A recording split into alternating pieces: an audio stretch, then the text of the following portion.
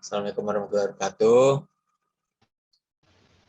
Perkenalkan, nama saya Rana Abi Prasuma dengan NIM 11011845152 dari kelas TT 4207. Lanjut. Perkenalkan, nama saya Alisya Karima dari TT 4207. Lanjut. Perkenalkan, nama saya Winda Izranata Putri dari TT 4208. Perkenalkan, nama saya Fikri Adara dari TT 4208. Perkenalkan, nama saya Gari Bagaswara dari 4102.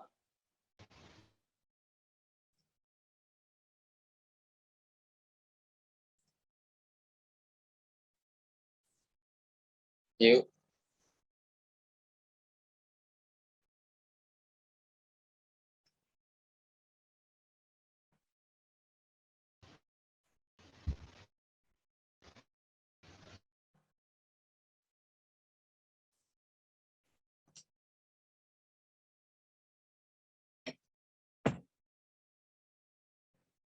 Tidak mungkin Ayu terkendala teknis ya. Jadi langsung ke presentasi aja. Apa-apa kalau mau di off kameranya.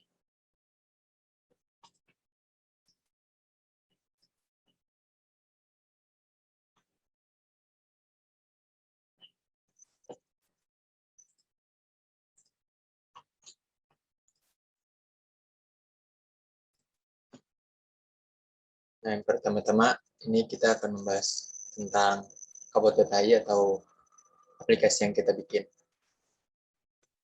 Dimulai dari section 1.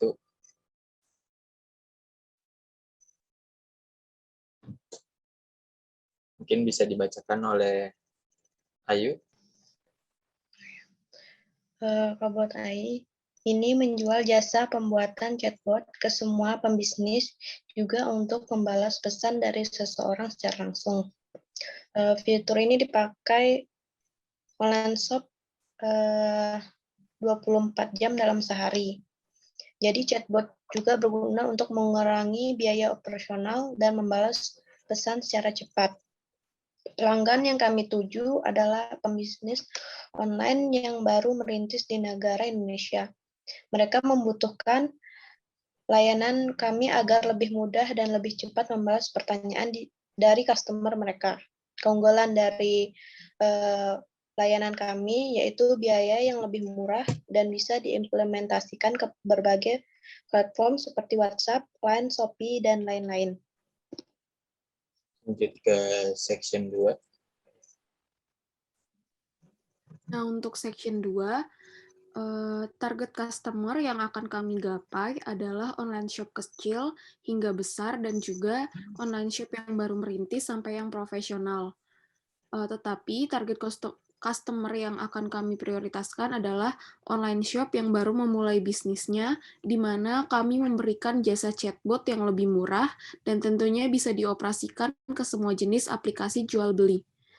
Seperti yang sudah dijelaskan sebelumnya, target customer yang ingin kami gapai adalah online shop kecil hingga online shop besar. Nah,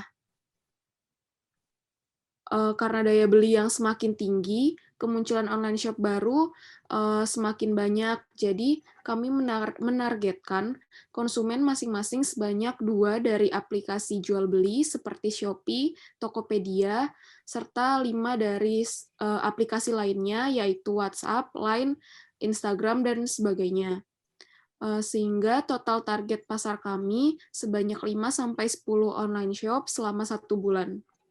Untuk proyeksi penjualannya, kami akan membuat paket-paket penjualan untuk masing-masing aplikasi di mana chatbot tersebut akan dijalankan, dan kisaran harga paket yang kami tawarkan dari harga 300.000 sampai 400.000 per bulannya. Oke, lanjut section 3.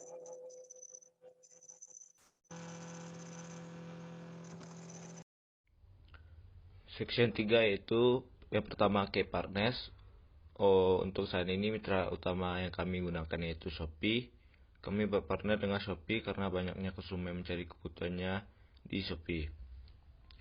Yang kita tahu Shopee adalah pusat belanja online di seluruh Indonesia dan pengiriman Shopee pun juga cepat dan aman. Dan biaya ongkir konsumen umumnya ditanggung oleh Shopee. Shopee juga menyediakan cashback dan gratis ongkir. Jadi kami memilih mitra utamanya yaitu Shopee. Selanjutnya ke activities yang pertama menggunakan pemasaran secara online. Yang kedua membuat video tutorial. 3 tampilannya harus menarik dan memiliki ciri khas.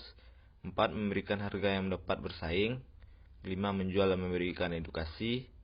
Yang keenam menjalin komunikasi yang baik dengan konsumen. Yang ketujuh memberikan pelayanan yang berkualitas kepada konsumen. Yang ke-8 menjalin hubungan yang harmonis dengan konsumen.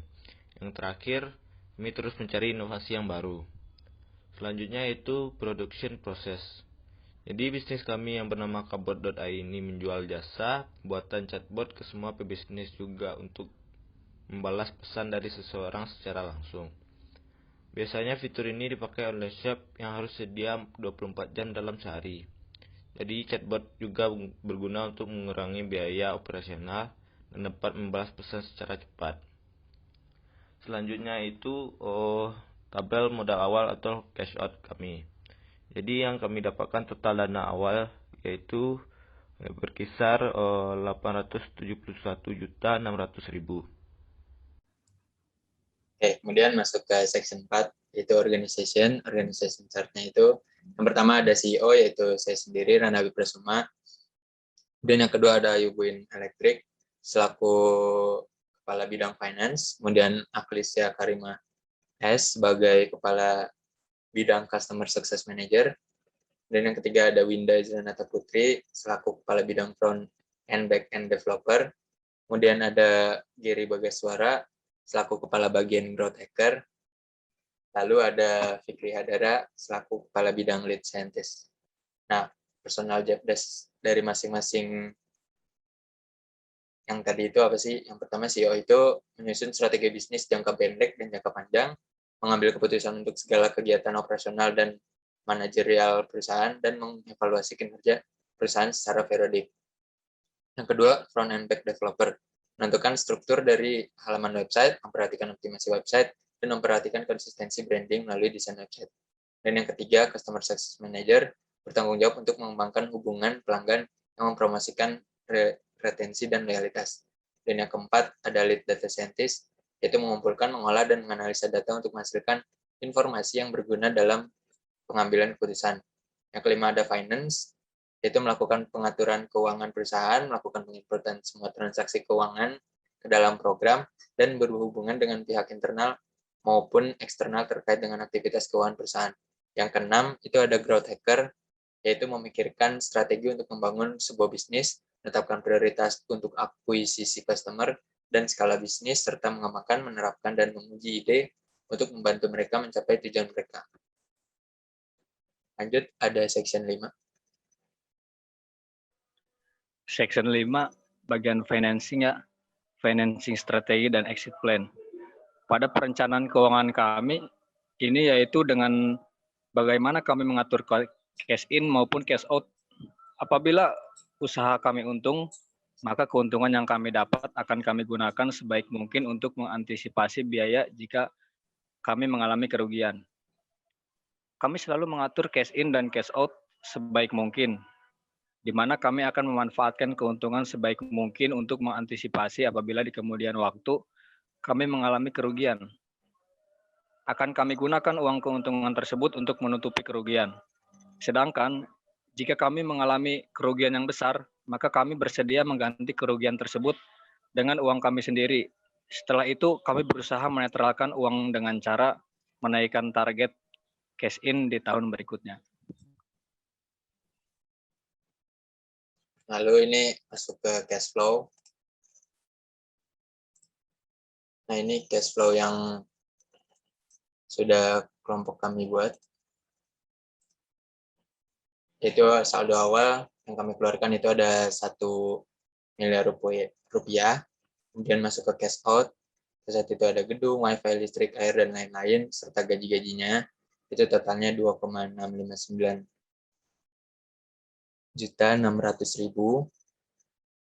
Terus ada cash in, yaitu ada paket-paketnya, ada paket A, paket B, paket C, dan juga ada paket combo. Kalau paket combo ini semuanya di aplikasi ini tersedia dan juga dia all time. Kalau paket A itu hanya dari jam 7 sampai jam 4.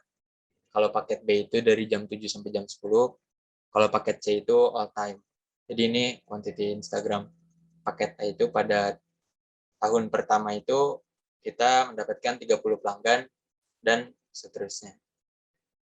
Hingga mendapatkan total penjualan di tahun pertama itu 2.121.000.000.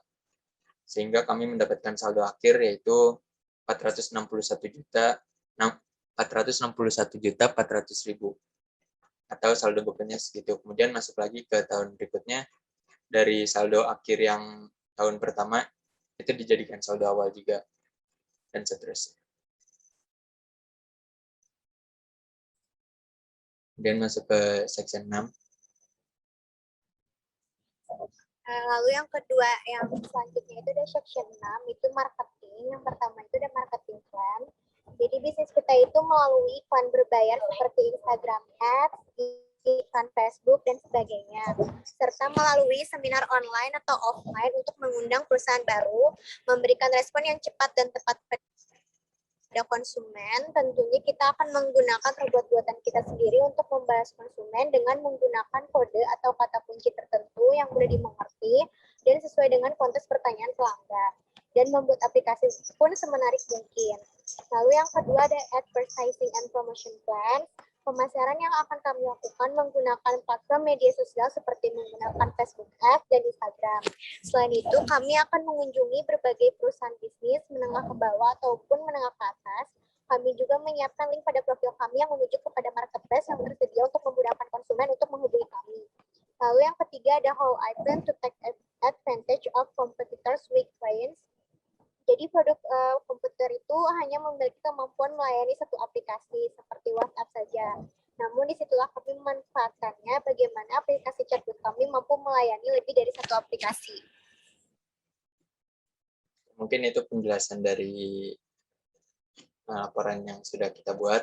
Nah, ini ada proses pembuatan aplikasi. Yang pertama itu menulis code, dan yang kedua masuk ke file code-nya, kemudian ketiga ada progress compile, selanjutnya dimasukkan ke file binary, terus ada proses packaging. Nah, sebelum proses packaging ditambahkan file pendukung, kemudian ada file instalasi, baru masuk ke Play Store.